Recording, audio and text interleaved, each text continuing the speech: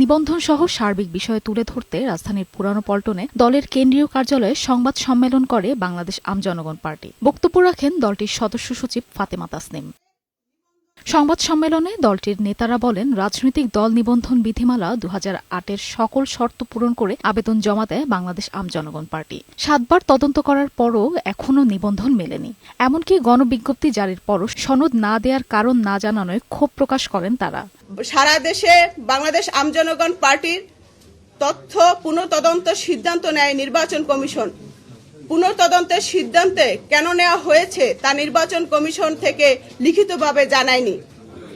এ ধাপে অতিরিক্ত এমন অনেক তথ্য চান যা অপ্রাসঙ্গিক। বলেন, দলের ব্যাপারে কিছু আপত্তি আসায় শুনানি হবার কথা বলেছে কমিশন, কিন্তু এখন পর্যন্ত শুনানি না হয় ইসির দুর্বলতাকে দায়ী করেন সদস্য সচিব। নির্বাচন কমিশনের সিনিয়র সচিব জনাব আক্তার আহমেদ সে সময় জানায়, বাংলাদেশ আমজনগণ পার্টির বিষয়ে কিছু আপত্তি আসায় শুনানি করে সিদ্ধান্ত জানানো হবে। তবে সেই শুনানি কবে হবে তা এখনো জানায়নি নির্বাচন কমিশন।